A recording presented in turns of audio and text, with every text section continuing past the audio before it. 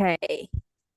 So, hello everyone, selamat datang di Virtual Blind Date IELTS Dut Betari. Ini adalah acara hore-horenya IELTS Dut Betari, di mana kita mengundang orang-orang keren kayak Mama Mariam yang hari ini bergabung dengan kita untuk sharing-sharing pengalamannya. Dan semoga teman-teman jadi punya kesempatan untuk dapat inspirasi dan of course bertanya nih tentang apa yang selama ini menjadi pergumulan, jadi pertanyaan teman-teman untuk mempersiapkan studinya ke luar negeri begitu ya.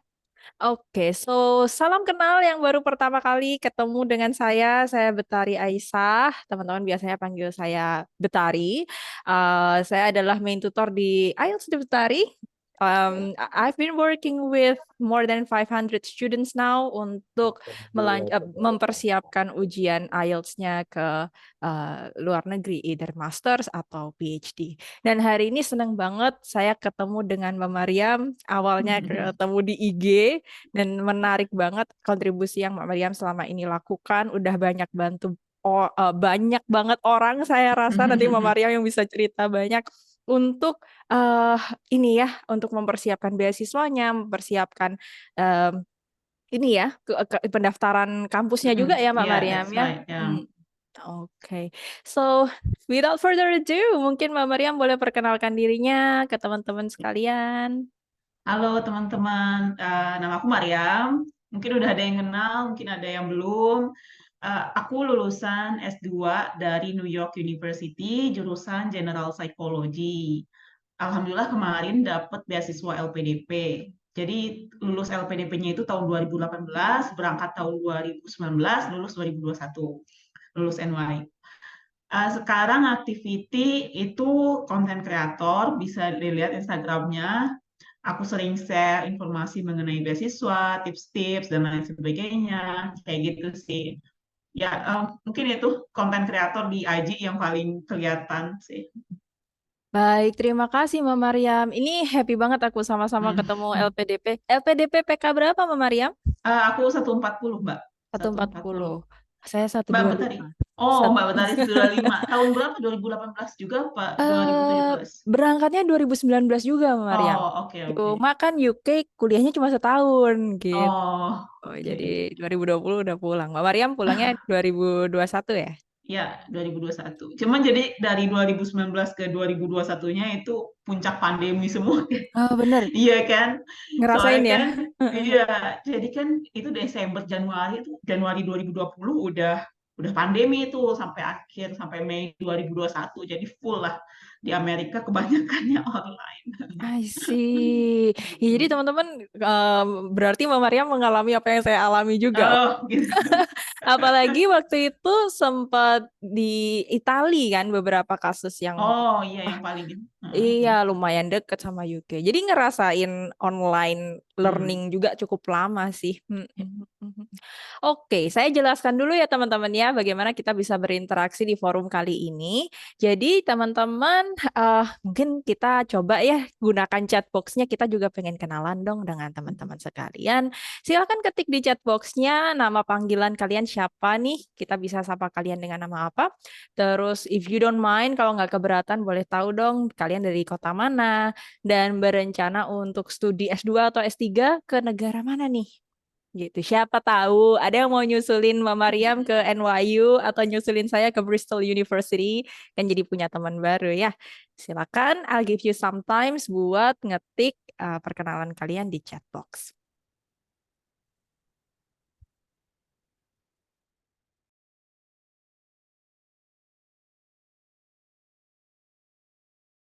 Ya masih malu-malu nih Mbak Mariam nih. Kita juga pengen tahu dong teman-teman yang hadir hari ini nih dari mana aja, terus niatnya S2, S3 ke negara mana. By the way, sambil kita nunggu perkenalan teman-teman nih, Mbak Mariam bagi Yes. cerita dong. Jadi Mbak Mariam ini kemarin S2-nya memutuskan ambil di NYU jurusan General Psychology. Itu Ya. apakah linear dengan background S1-nya atau cross major, Mbak Mariam? Alhamdulillah itu linear sih, karena memang aku udah minat banget sih psikologi. Aku gap year sebelum aku memutuskan ambil psikologi. Hmm. Jadi S2 juga hanya minatnya psikologi aja sih. gitu. Mm, Jadi mm, mm, nggak mm. cross major. I see, I see. Dan kenapa Amerika Yuk. nih? Oh, eh, Curious. sebenarnya memang dari dulu itu pas aku dari sejak SD itu pengen banget kuliah ke Amerika karena dikasih tahu sama orang tua ada tante yang kerja di Amerika kayak gitu dan aku ngeliat it is possible for me to study there. Terus um, aku lihat juga di Amerika itu mereka punya banyak kesempatan-kesempatan yang sangat luas gitu loh. Jadi akses menuju kapital itu besar. Itu dilihat dari banyak biliuner di sana. Dan aku jadi mikir sejauh mana ya aku bisa melangkah gitu. Dan aku pengen tahu orang-orang di sana tuh work ethic-nya seperti apa. Terus juga ya gimana cara berkenalan sama mereka. Maksudnya kayak networking sama mereka, kayak gitu. Bekerja bareng sama mereka. Makanya akhirnya pas lagi S1 aja aku udah nyari kesempatan-kesempatan biar aku bisa kerja bareng dengan orang-orang US karena mereka sangat kompetitif kan dan aku pengen nantang diri aku sendiri gitu dan pas di US juga alhamdulillah nggak ada banyak culture culture shock juga karena ya itu udah terbiasa sama kerja bareng sama orang-orang United States so ya itu sih menurutku pertama mungkin karena tanteku yang kedua karena aku belajar banyak orang-orang sukses itu orang Amerika gitu jadi ngeliatnya, wow, akses kapitalnya mudah, banyak kesempatan gitu. Jadi ya itu sih. Iya, iya, iya. Sampai ada istilah American Dream gitu ya, Ya. saking seringnya kita ngelihat, wah gila ya orang Amerika ini punya kesempatan banyak banget.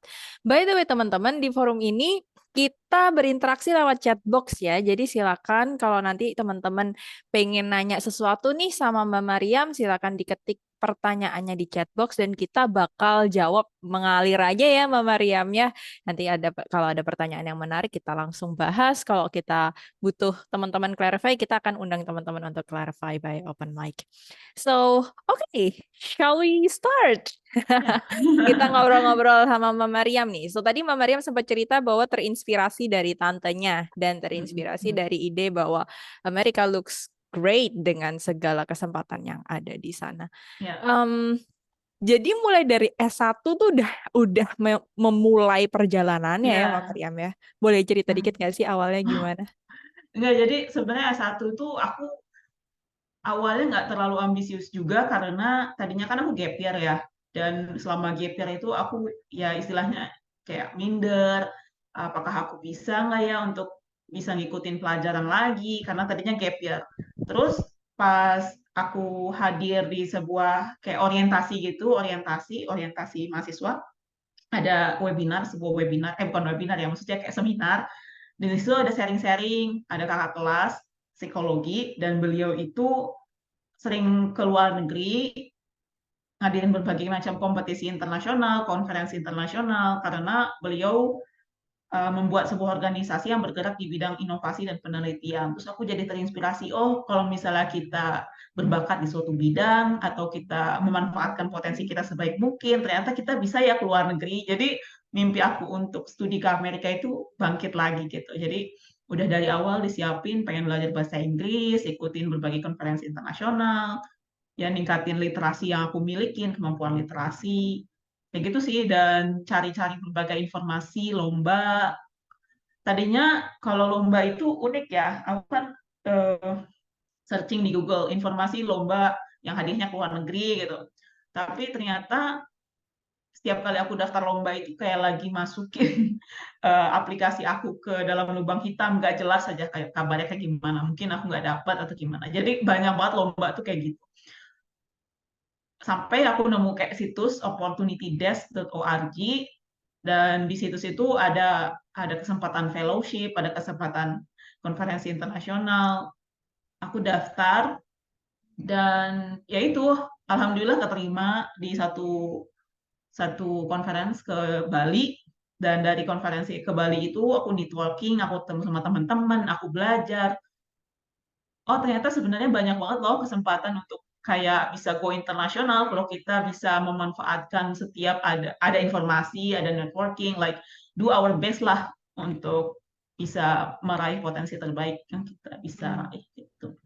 That's really interesting karena sering nih Mbak Mariam, aku nggak tahu apakah Mbak Mariam juga mengalami ya. Kadang orang-orang tuh dari luar tuh ngelihatnya, oh you're so lucky, kamu beruntung banget ya dapat kesempatan kuliah di luar negeri. Without realizing kalau sebenarnya proses itu tuh udah ujung banget gitu. Iya. Sebenarnya ke luar negeri itu udah kayak hasil dari sekian lama, sekian lapisan hal-hal yang kita cobain, gagal, terus gagal lagi sampai kemudian berhasil. Tadi kan Kak Mariam sempat sebut tuh ketemu kesempatan di opportunitydesk.org ya, Iya, catat nih that's right. teman-teman ya. Nah, aku tulis deh. Oke, oke. Mungkin waktu itu pecah telurnya ngapain tuh Kak Mariam pertama kali di opportunitydesk.org yang akhirnya buka pintu buat Kak Mariam. Ya, jadi karena itu kesempatannya ke Bali ya, jadi aku pengen manfaatin sebaik mungkin lah. Ini masih sama Indonesia, tetapi udah konferensinya tingkat internasional dan yang ngadain juga dari Bill and Melinda Gates Foundation gitu-gitu. Jadi eh, kayaknya aku bisa do my best lah karena aku tahu kondisi di Indonesia itu seperti apa kayak gitu. Dan aku nggak langsung apply dulu karena kan aku pengen like ini aplikasi ini khusus yang ini aku mau ngasih yang sebaik mungkin lah, esainya harus sebaik mungkin, video aku harus sebaik mungkin. Akhirnya aku nggak langsung buru-buru apply, tapi aku pulang dulu ke Kuningan, ke daerahku, dan di sana nanya, kira-kira ada nggak sih kesempatan yang ke UMI kan? Ada kesempatan nggak kayak misalnya magang, sukarelawan, di mana aku tuh bisa bekerja di bidang yang sama gitu, di keluarga berencana. Terus sama Umi ditawarin untuk jadi volunteer sukarelawan di P2 TP2A. Jadi ada program yang namanya PPAPKH, yaitu program pengembalian pekerja anak, program keluarga harapan gitu. Jadi nanti anak-anak tuh dididik, dikasih motivasi biar mereka tuh semangat untuk sekolah sampai SMA lulus gitu. Karena mereka tadinya kan kerja gitu ya. Padahal masih SD, masih SMP, terus mereka kerja putus sekolah. Jadi itu akhirnya dibantu sama pemerintah untuk bisa balik lagi sekolah gitu. Dan itu di bawah program P2TP2A, yaitu untuk pemberdayaan perempuan dan anak. Jadi masih berkaitan. Jadi aku volunteer dulu berapa lama ya, 1 bulanan. Terus aku ambil cerita dari adik-adik ini gitu, apa misalnya apa pengalaman yang kamu hadapin selama ini ketika kamu nggak sekolah, kenapa kamu nggak sekolah gitu gitu. Dan itu esai yang aku gunain untuk daftar ke ICFP, International Conference on Family Planning yang di Bali. Jadi itu pecah telurnya di situ sih. Jadi aku nulis dari pengalaman dan dari cerita. Terus aku juga bikin videonya sebaik mungkin yang aku bisa, meskipun videonya masih gelap ya. Ternyata sebenarnya bisa jadi informasinya tuh nggak diketahui sama banyak orang Indonesia dan kita nggak manfaatin itu sebaik mungkin gitu sih. Padahal menurutku aplikasiku masih cukup jelek, ternyata pecah telur di sana gitu. Oke, that's interesting. Jadi awalnya karena ada kesempatan conference itu, diskusi dengan Umi, oh ternyata ada nih kesempatan buat kenal lebih jauh tentang isu keluarga Ya, berencana. Dan Kak Mariam ambil kesempatan volunteer di situ. Mungkin boleh nggak sih Kak cerita sedikit waktu itu apa sih yang ditemukan? Barangkali kita bisa menemukan cerita menarik nih. Mm-mm.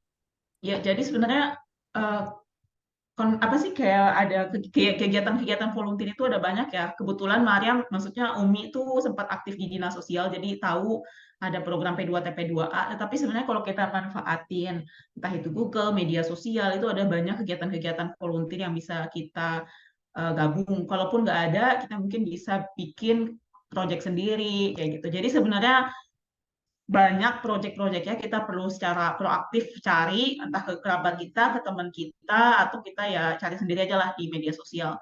Dan dari yang aku lihat itu ya ada teman, bukan teman ya, maksudnya ada salah satu murid yang dia tuh ibunya seorang buruh cuci gitu, dan ibunya buruh cuci, tapi akhirnya ya itu jadi nggak bisa, dia nggak bisa sekolah, dia sedih karena dianggapnya anak perempuan jangan ini nggak usah sekolah tinggi-tinggi, nanti kan kamu balik lagi ke dapur gitu, ke sumur kasur dapur gitu. Dan dia benar-benar sedih karena dia tadinya pengennya sekolah gitu, dan nilai-nilainya pas lagi sekolah juga cukup bagus. Dan itu sebenarnya isunya berkaitan ya sama pemberdayaan perempuan juga. Jadi Mariam bawa cerita dia ke esainya Mariam. Dan itu sebenarnya kisah yang cukup banyak ada gitu loh, cukup banyak yang ada banyak di Indonesia atau bahkan di negara-negara lain. Cuman kadang ide kita itu gimana ya, bagaimana kita bisa mendemonstrasikan, bisa menyampaikan cerita kita sebaik mungkin. Jadi orang lain itu, oke, aku dapat pelajaran dari kisah ini dan aku pengen bawa perubahan. Kayak gitu sih. Jadi ya itu bagaimana kita bisa mendemonstrasikan cerita itu sebaik mungkin gitu sih. Jadi lebih menarik. Karena sebenarnya manusia itu ikut berevolusi bersama cerita ya. Bahkan kalau Exactly. kitab suci aja isinya kebanyakan cerita dan bukan fakta-fakta. Jadi ya manfaatkan cerita yang kamu punya dalam hidup kamu. Kalaupun kayak aku nggak tahu cerita apa ya, mulai sekarang kamu jadi story collector gitu. Kalau ada cerita yang kamu dengar di sekeliling kamu atau di dalam hidup kamu, ya kamu kumpulin dalam satu Google Doc atau apa. Nanti ketika kamu daftar university atau daftar konferensi atau lomba, kamu lihat lagi cerita-cerita menarik tersebut dan kamu tulisin di esai, itu benar-benar bakal bikin esai kamu boom, bagus banget. Karena kalau daftar ke Harvard gitu ya misalnya, itu kan kemungkinan yang daftar itu punya banyak prestasi. Kamu nunjukin prestasi kamu bisa jadi tetap tenggelam. Tapi ketika kamu nunjukin cerita, itu bakal bikin orang invest sama diri kamu dan pengen like, tahu kehidupan kamu segimana dan akhirnya kamu bisa lulus gitu sih. Betul banget. Itu mengingatkan saya pada diskusi kenapa daftar kuliah itu namanya personal statement gitu kan. Because it Iya, has to feel personal ya nggak sih Kak? Kayak kalau kita pamer doang nih gue pinter nih ya gitu kan. ya, Semua yang daftar tuh pinter by the way gitu. So your personal story itu bakal bikin kamu stand out. Aku setuju banget sih sama. Tapi tapi bener bener ada ada. proses yang perlu dilalui ya Mbak Mariam ya sampai menemukan oh ini cerita yang paling terasa kuat nih mendefinisikan apa yang mau saya kerjakan, apa yang ingin saya pelajari. Dan kalau saya pahami dari ceritanya Mbak Mariam tadi, ini koreksi aku kalau salah ya Kak ya. Ya, Eh, Kadang kan ada yang tanya gini, aku tapi nggak tahu passion aku apa ya, gitu. ya, that's right. But apa yang diceritakan Kak Mariam itu menggambarkan passion itu ngikut kita. Apa yang kita lakukan, apa yang kita kerjakan, the more kita engage Ya, situasi di lapangan, the more we know apa yang pengen kita lakukan. Ya nggak sih Kak Mariam? ya, Menurut Kak ya, Mariam betul. gimana? Hmm. Setuju sih, Mariam nggak akan tahu misalnya Mariam punya passion di bidang pemberdayaan perempuan sampai Mariam akhirnya terjun ke bidang ini dan like mulai care gitu dan ngerasa ini tuh benar-benar penting. Terus mungkin juga karena dari sekeliling ya teman-teman di mana kita bekerja juga encourage kita untuk saling memberdayakan satu sama lain untuk terus memberikan kontribusi. Jadi itu memberikan pengaruh ya, lingkungan memberikan pengaruh. So penting untuk apa ya, explore, maybe try different things. Kalau misalnya kamu benar-benar, okay, this is not serving me, ini nggak ngasih nilai ke aku gitu. Atau ini berbeda sama yang aku pengen raih nih, kayak visi misi aku, nilai-nilai aku sebagai individu ini berbeda, ya nggak apa-apa, quit aja gitu. Menurutku jadi quitter itu juga underrated ya. Kita takut, kita ngerasa bersalah sama organisasi ini kalau kita keluar nggak enakan gitu. Padahal ya, like kamu waktu kamu di dunia ini terbatas gitu. Ya manfaatkan sebaik mungkin, try different things, coba berbagai macam hal. Kalau ada yang benar-benar kamu suka, gelutin. Kalau enggak ya quit aja gitu sih. Karena di dunia ini ada banyak banget kesempatan, ada banyak banget resources. So ya.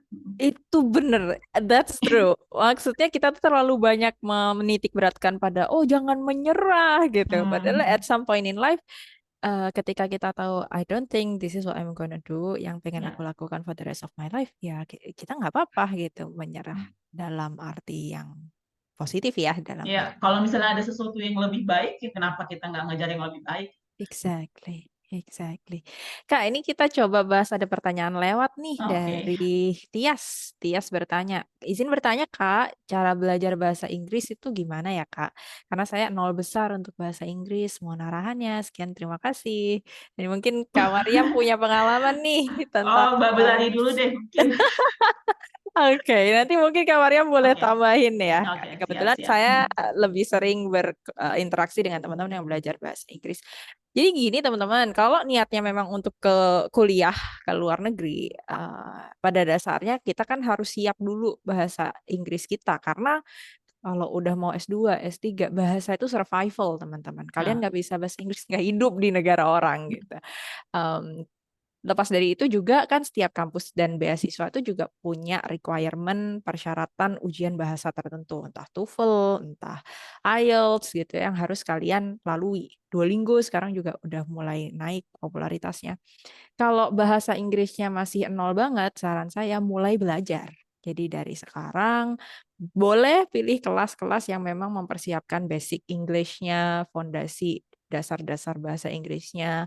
Setidak-tidaknya tuh teman-teman cukup nyaman menggunakan bahasa Inggris dalam kaidah yang benar, grammar, secara vocab, mendengarkan udah nggak terintimidasi lagi. Nah, nanti pelan-pelan mulai kerasa nih, oh kayaknya aku udah lebih siap nih naik ke level yang lebih tinggi, belajar TOEFL-nya atau belajar IELTS-nya. Karena kalau udah belajar TOEFL, IELTS, guru itu berasumsi kalian udah punya dasar gitu. Jadi nggak akan ngomongin, oh tenses itu ada sekian belas gitu. Nggak gitu lagi, tapi benar-benar udah lari drilling persiapan ujian. Jadi kalau masih nol, saran saya mulai dari sekarang. Gitu ya, mulai belajar dari sekarang. Kalau Kak Mariam nih, gimana nih pengalaman belajar bahasa Inggrisnya dulu? Uh, Mariam tuh nggak ada waktu khusus untuk belajar bahasa Inggris sih, karena memang aku senang nonton movies yang dengarnya seringnya pakai bahasa Inggris kayak gitu.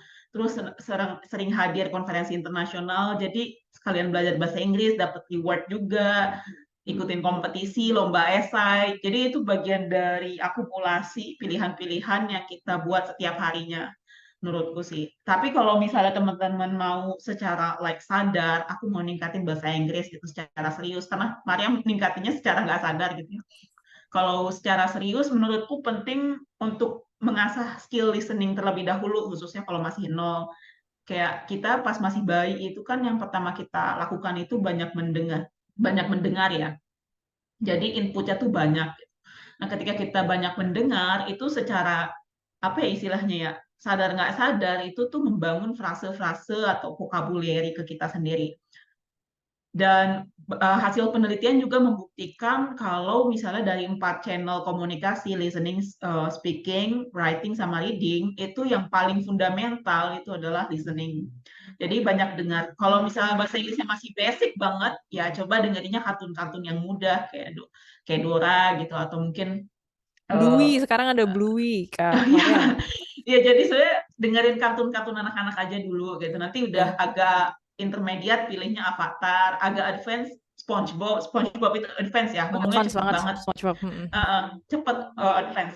Nah, itu mungkin dari dengerin kartun, terus juga teknik shadowing ya istilahnya Mariam dengar. Jadi teknik shadowing itu kita niru si native speaker ngomong apa gitu, terus kita tiru persis ke pronunciation-nya dia, ke ekspresinya dia, penekanan katanya dia. Terus kita belajar dari setiap frasenya. Misalnya, why do I feel this way? Jadi kita nggak mikir, oh ternyata why I feel this way, why do I feel this way. Jadi kita sekaligus belajar soal frase, soal grammar gitu ya, tanpa sadar gitu. Belajar grammar, belajar vocabulary itu tanpa sadar karena kita belajarnya dari frase dan dari apa sih namanya konteks penggunaan kalimat itu sendiri gitu sih. Jadi belajar dari situ, belajar dari frase atau misalnya kayak orang ngomong let me rough him up a little bit gitu. Hmm. Jadi kita belajar kayak let me apa, rough him up apa. Jadi kita belajar bagaimana penggunaan satuan kata dalam sebuah kalimat gitu. Nggak sadar kita juga belajar grammarnya juga, belajar vocabulary-nya juga gitu sih. Karena aku bukannya kontra grammar ya, cuman kalau Mhm. grammar itu maksudnya bagus dipelajarin kalau mau belajar writing. Tapi kalau untuk Betul. speaking, sebaiknya teman-teman ya ibarat kayak kita mau masuk ke dalam apa sih istilahnya kita mau tanding sepak bola gitu kan. Tapi malah kita belajar fisika gitu loh. Betul. Penekanan, terus juga Iya, sudut gitu-gitu. Kalian nggak akan bisa mikir pas kalian lagi bicara gitu. Nggak bakal betul. bisa mikir grammar. Jadi ya harus sambil latihan gitu, harus langsung dipraktikin gitu sih. Mhm, Jadi mhm. banyak listening langsung speaking, listening speaking. Makanya pakai teknik shadowing sih menurutku cukup ampuh ya. Itu Bener jadi banget, bener listening, banget. teknik shadowing. Betul. Kita harus memperlakukan diri kita kayak ngajarin anak bayi nggak sih, Mm-mm. Mariam? Mm-mm. Emang kita dulu punya adik bayi, kita ajarin EYD dalam bahasa Indonesia gini kan? Enggak kan, gitu. Enggak. Dia dikelilingi oleh orang-orang yang pakai bahasa Indonesia, dia dengar mamah papahnya pakai bahasa Indonesia, lama-lama dia meniru dan lama-lama bisa sendiri. Betul yang disampaikan Mbak Mariam, kalau secara teori ini ya teaching English-nya, belajar bahasa itu nggak bisa language learning, teman-teman. Harus language acquisition, mengambil alih. bahasa yang pengen kita pelajari. Yang tadi dideskripsikan Mbak Mariam, mendengar, menirukan, itu adalah salah satu cara mengambil alih. Sekarang belum ngerti, nggak apa-apa ya, niru aja dulu ya. Kalau Heeh. pengen tahu artinya, oh cari di Google, oh ini artinya. Kita udah punya banyak sekali facility buat teman-teman belajar secara mandiri. Anyway, kita lanjutin nih tadi diskusi kita sebelum pertanyaan ini.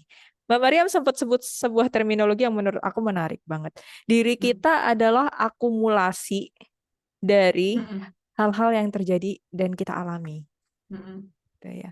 Em, Gimana ketika Mbak Mariam memutuskan, bagaimana itu berpengaruh pada keputusan Mbak Mariam berkuliah lagi? Apakah decision-decision yang kemudian Mbak Mariam pilih, pilih psychology, pilih NYU, Mm. pilih Amerika, itu juga merupakan akumulasi-akumulasi hal-hal yang Mbak Mariam pilih lakukan setiap hari? Eh, Bisa dibilang seperti itu sih, karena memang dari sejak aku like semester 1 udah mulai aware untuk kayak cari banyak prestasi, ikutin berbagai kegiatan, ikutin organisasi, karena aku mau ngumpulin apa ya istilahnya portofolio dan jadi lebih matang lagi nanti ketika studi pasca sarjana. Terus kesananya udah ikut berbagai konferensi internasional, gabung organisasi komunitas-komunitas yang bisa ngasah aku nulis esai sebaik mungkin dan lain sebagainya. Jadi ya bisa dibilang jelas sih itu bagi merupakan akumulasi dari aku S1. Makanya emang dari sejak aku semester 1 tuh udah mikir mau S2 karena itu tadi terinspirasi sama kakak kelas yang tadi. Dan memang dari awal udah pengen S2 ke Amerika gitu. So, ya. Oke, Kak Mariam, ini ada pertanyaan yang di direct message ke aku. Aku coba copy dulu Oke. ya pertanyaannya ya. Dari Raden Ajeng Subektianto. Nah, saya bacain ya. Halo Kak Betari dan Kak Mariam. Perkenalkan saya, oh namanya Adi. Oke, panggilannya Adi. Sorry, saya berasumsi ya RA saya baca Raden Ajeng. Adi dari Jayapura, Kak. Buat soal rencana ke depan masih bingung mau pilih program S2. Oke. Nah, terkait itu makanya ikut join di learning video punya Kak Mariam. Wah, teman Kak Mariam nih. Tapi rasanya ketika mau lanjut nonton kok ada saja yang mengalihkan. Belum lagi rasanya masih ragu pengen S2 ini karena pengen kabur dari kerjaan atau beneran buat serius. Dulu pengalaman S1 asal lulus aja. Mau banget buat memulai, tapi ada semacam keraguan di diri. Mau di luar negeri atau dalam negeri, mau sekarang atau nanti, dan keraguan lainnya. Minta doanya deh Kak, biar niatnya beneran dan makin mantep memutuskan. Terus soal milih S2 tuh Kak, gimana ya kira-kira? Minta saran nih, S1-nya statistik, tapi S2-nya nggak mau statistik lagi. Sekarang kerja di bagian civil servant. Oke. Ini berarti soal goal setting nih Kak Mariam nih. Gimana Kak? Ini kan Kak Mariam yang lebih sering nih ketemu Oh dengan iya. kegalauan-kegalauan seperti yang dialami Adi nih ya. Sorry, Adi bener, Adi. Nah, kalau dari pengalaman Kak Mariam gimana nih kalau galaunya kayak Adi ini kabur atau beneran kuliah, mau di dalam negeri, luar negeri, gimana sih cara memutuskannya harusnya Kak? Eh, Gimana cara memutuskannya ya? Sebenarnya gini sih menurutku, kalau aku punya prinsip, kalau kamu nggak yakin berarti jawabannya enggak. Aku agak agak ini ya. Maksudnya if you cannot decide, the answer is no. Maksudku, ya kamu perlu refleksi benar-benar mendalam lagi apa alasan kamu sesungguhnya mau studi S2. Cari alasannya yang like lebih besar daripada diri kamu sendiri, maybe jadi motivasi kamu jadi jauh lebih kuat. Maksud aku lebih besar daripada diri sendiri, misalnya gimana? Tadi kan kamu bilang kayak aku pengen kabur dari kerjaan, pengen bebas atau dan lain sebagainya. Cuma mungkin ada bagian dari diri kamu yang ngerasa bahwa S2 itu penting dan kamu belum tahu aja belum figure out kenapa ini penting buat aku. Dan menurutku itu kamu bisa brainstorming, temukan alasan yang benar-benar dalam kenapa kamu ingin S2 in the first place. Brainstorming, jadi apakah ada contohnya kayak ada story-story apa di masa lalu gitu ya yang membentuk kamu jadi saat ini gitu. kamu sedang ngapain atau sedang apa ketika kamu memutuskan untuk memilih bidang yang kamu geluti, titik balik apa di masa lalu yang bisa kamu identifikasi dan kamu ngerasa oke, S2 ini penting. Atau mungkin konsep selama S1 yang kamu pengen pelajari dari lebih jauh atau kembangkan. Dan akhirnya motivasi itu jadinya lebih kuat dan lebih besar daripada diri kamu sendiri. Karena memang berat kalau misalnya kita tahu ngeraih suatu tujuan, tapi kita nggak ngeliat motivasi itu lebih gede dari kita sendiri gitu ya.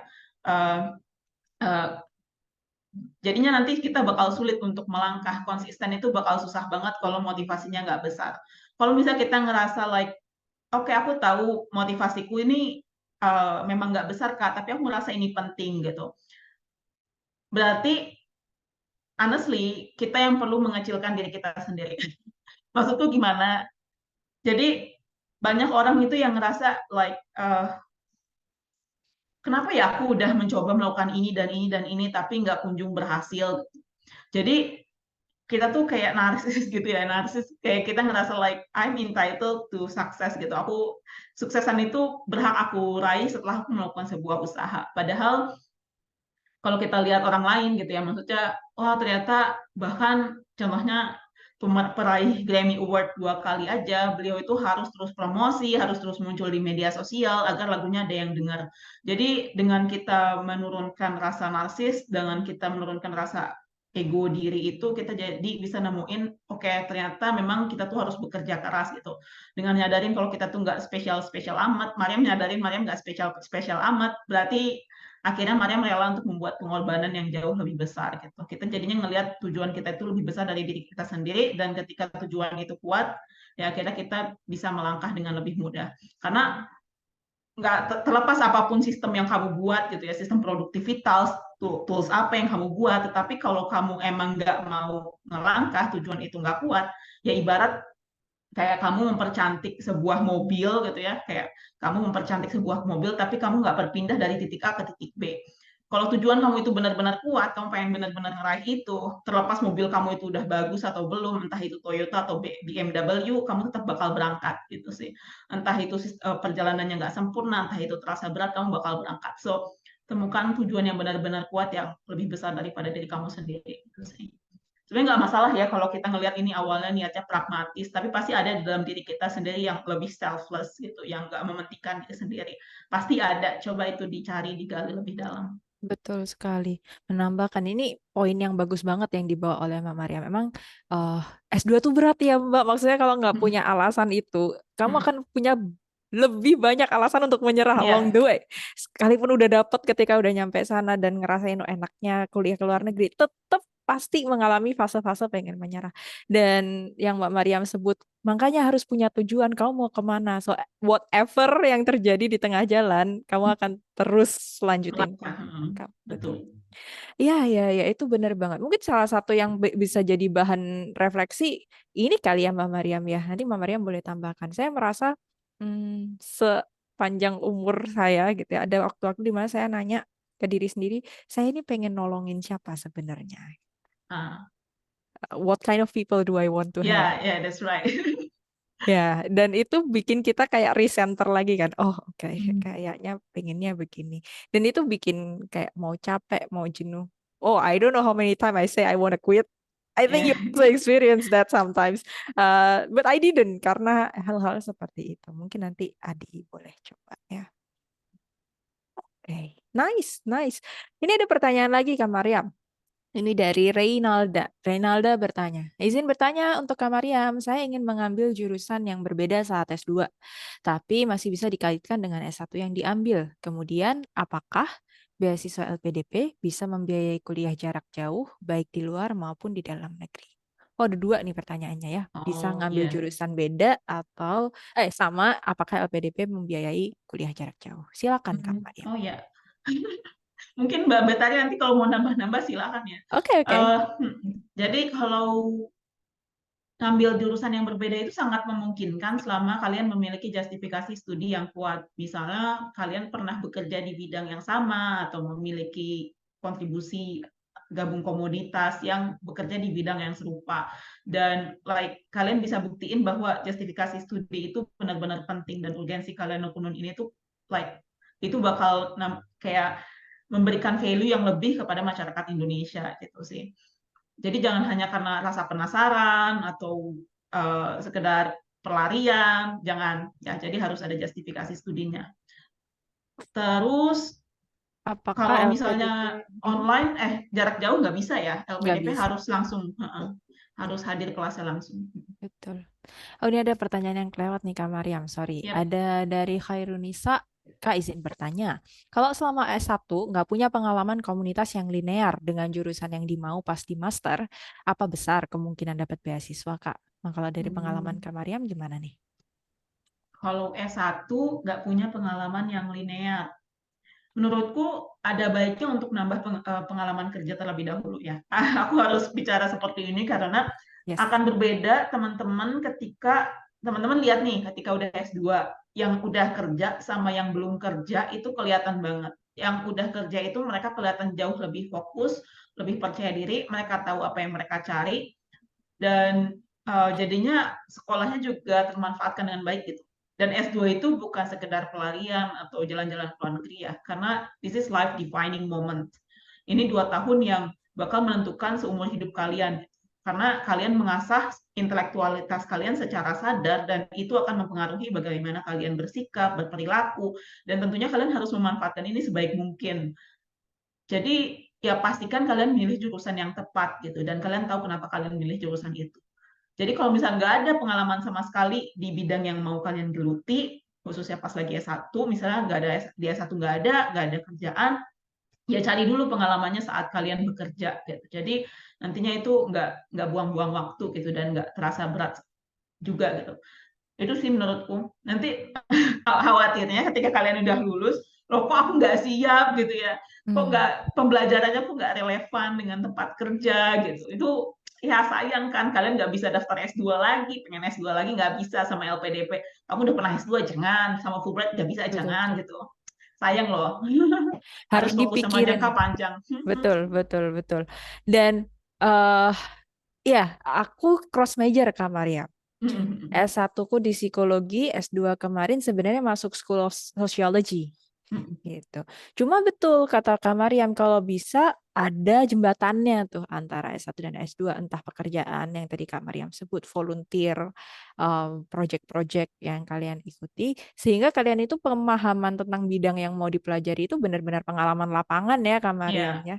Dan enak tahu kalau udah sempat kerja tuh kuliah tuh kayak refleksi kehidupan. Iya. Nggak cuma belajar textbook, teori gitu. Nggak. Teori. Kalian Benar. bisa ngobrol dengan dosennya juga lebih fruitful karena kalian bawa pengalaman praktikal ketika berada di sana. Gitu ya. Oke, ini ada pertanyaan lagi Kak Mariam dari oh ya yang baru datang, saya mau kasih tahu interaksi kita lewat chatbox ya teman-teman. Jadi kalau ada pertanyaan silakan type down pertanyaan kalian di chatbox. Oke, saya mau baca pertanyaan berikutnya dari Atalia Reni. Halo Kak Mariam dan Kak Betari, apakah boleh di-sharing nih story, background, atau motivasi apa yang membuat kakak berani dan yakin lanjut S2 di luar negeri? Oh, Mbak Mutari dulu nih. gitu ya. Oke, oke. Oke. Tiap orang ini bakal beda-beda sih ya teman-teman keputusannya seperti apa. Tapi saya ingat sekali dulu waktu S1 itu di psikologi itu kan tadinya saya kira saya pengen jadi psikolog klinis. Ternyata ketika sudah waktu S1 kan ada praktek, konseling dan lain sebagainya. Saya merasa saya suka ilmunya, tapi sebagai profesi kok kayaknya nggak cocok ya. I don't think like I have the capacity untuk menghadapi teman-teman yang butuh bantuan klinis gitu. Kemudian dari proses eksplorasi ternyata saya suka di risetnya, area riset social science-nya gitu. Akhirnya waktu ada kesempatan magang, saya memutuskan buat belajar jadi asisten penelitian untuk dosen, untuk lembaga riset kampus, gitu, untuk beberapa proyek yang circulating di universitas saya waktu S1. Nah, tapi menariknya adalah setiap saya punya pertanyaan metodologi yang saya ngerasa nggak diajarin di kelas di mata kuliah riset untuk S1, dosen-dosen atau researcher-researcher itu selalu bilang kayak, udah nanti aja belajarnya kalau udah S2 gitu. Kayak, lah kan aku pengen taunya sekarang. Kayak yang kenapa harus dibilang nanti kalau S2? Alah nanti aja. Everybody said that dan aku kesel gitu. Aku kesel banget ketika dijawabin seperti itu. Akhirnya gimana ya supaya aku bisa belajar hal-hal ini gitu di tempat yang memang bisa ngasih apa yang aku pengen tahu gitu, yang bisa memuaskan curiosity aku. Bertemulah dengan University of Bristol yang memang judul jurusannya adalah Master of Science in Social Research Methods. Ya, wah, aku kayak ketemu jumpa fans gitu loh Kak Mariam, karena dosen-dosennya tuh orang-orang yang selama ini hanya aku baca di jurnal, di buku gitu, kayak bener-bener bisa ngobrol langsung sama mereka one on one tuh kayak itu menyenangkan sekali. Ketemu teman-teman yang sama-sama suka hal itu. Kebetulan aku sangat sangat sangat invested di bidang kualitatif research. Jadi lucu, teman-teman yang kukira keren profilnya, ternyata mereka juga butuh tuh pendapat kita karena simply kita suka banget belajar hal itu. Nanti gantian, aku nggak ngerti statistik, bodoh lah otakku kalau ngomongin statistik, aku konsultasi sama dia. That kind of stuff yang kurasa kemudian mendorong semua langkah yang kuambil, internship, bekerja, kesempatan yang diambil tuh karena curiosity itu. Kayak aku nggak mau diremehin lagi. Methodology. Itu aku sih. Kalau Kak Maria gimana awalnya? Iya, tadi sebenarnya aku udah sempat share ya, aku karena memang udah dari dulu pengen kuliahnya ke Amerika. Dan kalau untuk S2 itu sendiri, karena di psikologi itu saat S1 fokusnya lebih ke teori, ya. Dan aku nggak kayak ngerasa nggak layak untuk langsung kontribusi, bantu orang lain, nanya-nanya seputar masalah-masalah psikologi. Jadi ya aku merasa aku perlu S2 sih, karena S2 itu lebih fokus ke studi case gitu, jadi kayak studi kasus gitu. Dan ya ya itu sih karena lebih fokus ke studi kasus dan juga karena memang aku sendiri minat di penelitian dan NYU, psikologi NYU itu satu-satunya yang ngasih S2 fokus ke bidang general psychology di mana kita bisa buat penelitian yang antar bidang gitu loh. Jadi menemukan novel hypothesis di bidang yang sangat integratif. Dan di situ aku merasa, oke, aku pengen ini karena memang passion aku agak lebih general. Aku pengen mengimplementasikan psikologi bukan hanya di dunia akademik, tapi juga di dunia sosial, terus juga di dunia politik gitu. Dan ngambil general psychology itu jurusan yang pas banget buat aku nggak nemu di kampus-kampus yang lain. Um, yang bisa aku gunain ilmunya untuk aku implementasikan nanti setelah aku pulang gitu sih, karena jujur aja pas lagi satu tuh kayak teori, ngafalin teori gitu, jadi ngerasa nggak cukup banget deh untuk bisa langsung berkontribusi ke masyarakat. Betul, betul banget. Nah, nanti teman-teman boleh tuh bertanya pada dirinya sendiri kalau aku apa ya? Burning questionku tuh apa gitu. Iya. Oke, ini ada pertanyaan dari Hasrat. Assalamualaikum Kak, Waalaikumsalam. Izin bertanya, saya udah hampir 10 tahun lulus S1. Karena satu dan lain hal, saya baru sekarang mulai cari info untuk lanjut S2 melalui beasiswa. Saya merasa kesulitan untuk memulai, lebih tepatnya bingung mulai dari mana. Apalagi kerjaan saya lebih banyak praktek.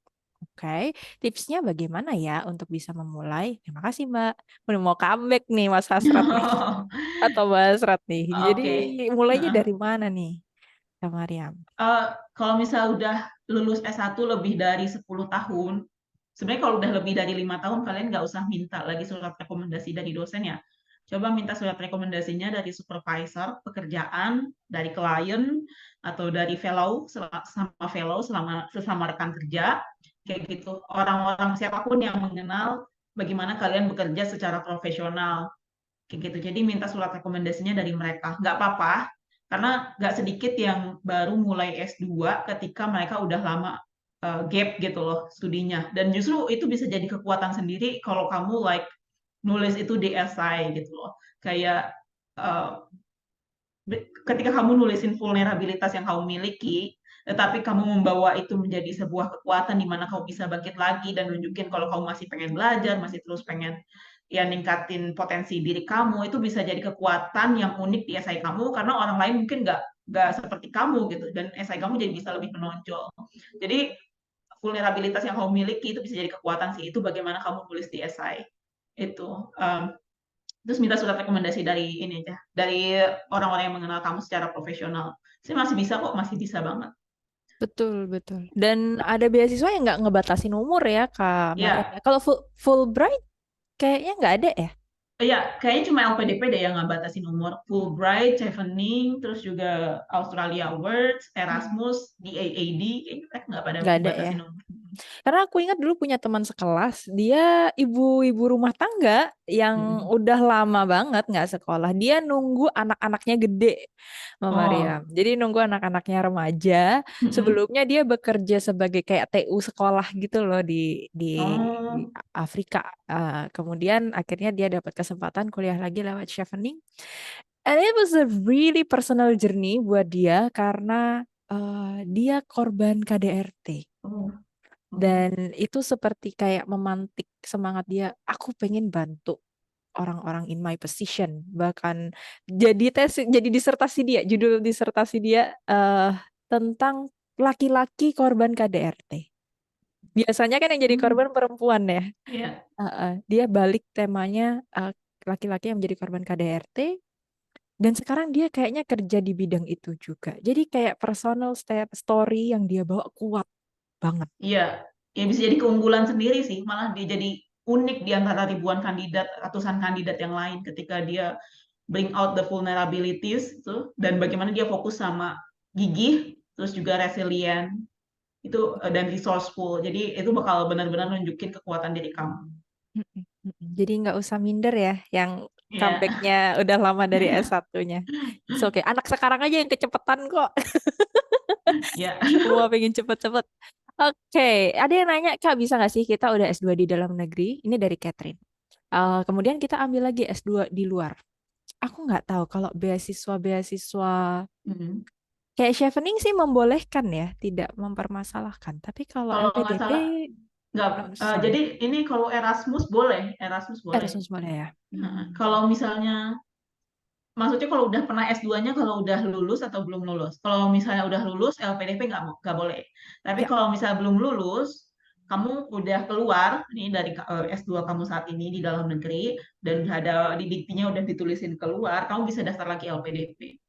Mm-mm. Selama Oh. nanti pas lagi S2 di dalam negerinya bukan dapat dari beasiswa LPDP juga Oh gitu. betul, nggak dapat dua kali gitu Iya, maksudnya. nggak dapat 2 kali. Mm-mm. Dan nggak boleh double funding ya, kayaknya ini teman-teman juga perlu tahu istilah itu deh. Kalau udah dapat beasiswa misalnya dari kampusnya gitu, jangan daftar beasiswa lain sehingga ada dua pihak yang membiayai, itu juga nggak boleh. Oke, ada pertanyaan selanjutnya dari Naila. Naila itu bilang dia ingin banget lanjut S2 tapi minder gara-gara kuliah S1-nya kayaknya ya, molor. Pengen banget coba cari info beasiswa, tapi nggak tahu harus nanya ke siapa. Bisa jawab kegalauannya Naila nggak, Kak? Minder Eh, karena kuliahnya molor sebelumnya. oh gitu, ntar.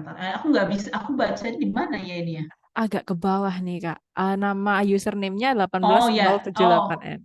oke, Yes. aku pikir pengen coba cari info beasiswa, tapi saya nggak tahu harus nanya ke siapa dan juga saya bingung mau mempersiapkan apa aja untuk lanjut S2. Hmm. Eh, Kalau menurutku ketika kamu pas lagi S1-nya molot tapi udah lulus ya, Kayaknya udah lulus ya kalau udah dari lulus ya. ceritanya ya. Nah ini mungkin bakal ditanyain saat wawancara. Kenapa kamu lulusnya kok 6 tahun? Kok kamu lulusnya berapa tahun? Gitu. Tapi nggak jarang loh yang mereka tuh lulusnya tuh 6 tahun, 7 tahun tetap bisa dapetin beasiswa. Kan kemarin ada yang share di Instagram yang lulus ke Australia, dapat Australia Awards. Padahal Australia Awards termasuk yang hal selektif ya. Dan beliau bisa lulus gitu meskipun kuliahnya 7 tahun. Menurutku itu saat kamu wawancara itu fokus kamu jangan intinya kamu jangan like playing victim dan kamu benar-benar fokus bagaimana kamu tuh bakal jauh lebih baik di kedepannya gitu. Like kamu ambil responsibility kesalahan kamu di masa lalu seperti apa dan kenapa molor. Misalnya kamu jelasin aja sedikit to the point. Kenapa kamu molor, jedet misalnya ada masalah pribadi selesai, tapi fokusnya itu like aku ambil responsibility dan aku berkomitmen untuk jadi jauh lebih baik di kedepannya. Itu ini kamu harus latihan wawancara sih. Maksudnya harus latihan wawancara bagaimana kamu bisa mendemonstrasikan diri kamu sebaik mungkin terlepas masa lalu yang udah ada gitu. Itu sih menurutku. Bener, masa lalu itu ini kali ya, masa lalu itu jadi pelajaran gitu ya. Kita Iya, present gimana itu bikin kamu jadi dirimu yang lebih baik. Dan itu butuh orang lain, bener kata Mbak Mariam, butuh orang lain untuk bantu kita shape jawabannya. Nanti boleh datang ke Mbak Mariam. I think iya. she's gonna be a great mentor.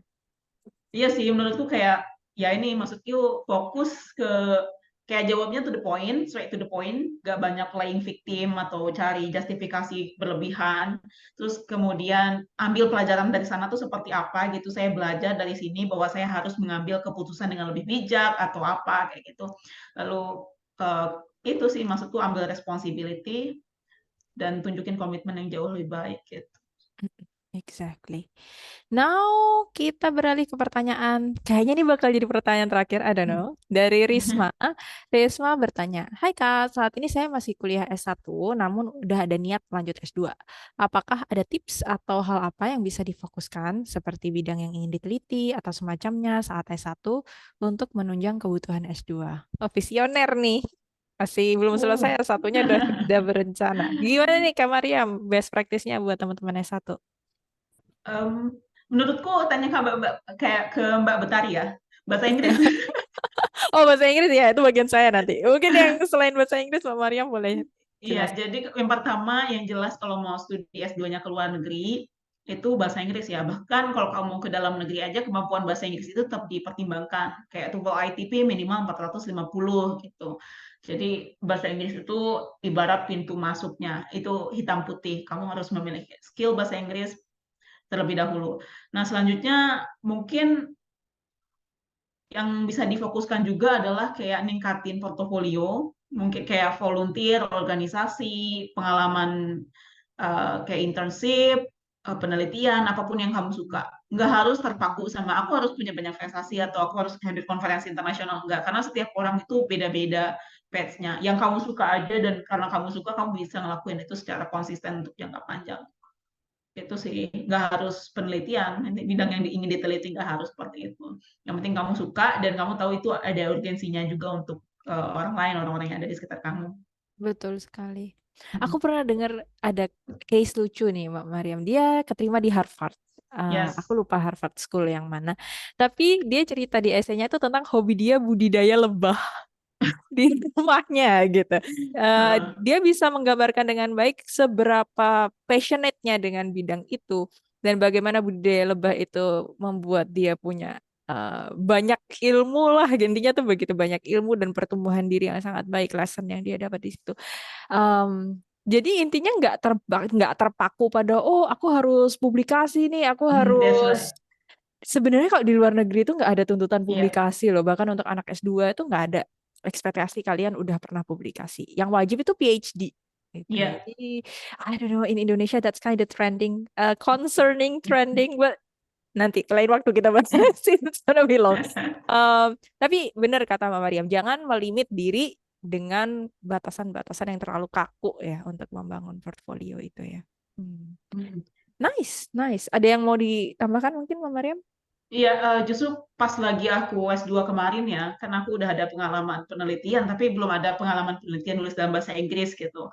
Lalu kaget ketika pembimbing bilang kayak gini, baru satu orang yang punya pengalaman penelitian selain kamu di kelas. Jadi sebenarnya mahasiswa S2 yang lain belum banyak yang punya penelitian, pengalaman penelitian kok. S2 itu nggak butuh pengalaman penelitian. Yang penting kamu bisa nulis diri kamu, demonstrasiin diri kamu dan minat kamu dengan baik di esai. Betul ya, don't put unnecessary burden yang sebenarnya nggak dibutuhin ketika S2. Kalau nambahin tadi penjelasan Mbak Mariam soal bahasa Inggris, ya kalian harus aware dulu sama panduan beasiswanya karena biasanya tiap beasiswa, tiap kampus, bahkan satu kampusnya yang sama jurusan yang berbeda itu syarat bahasa Inggrisnya bisa beda, teman-teman.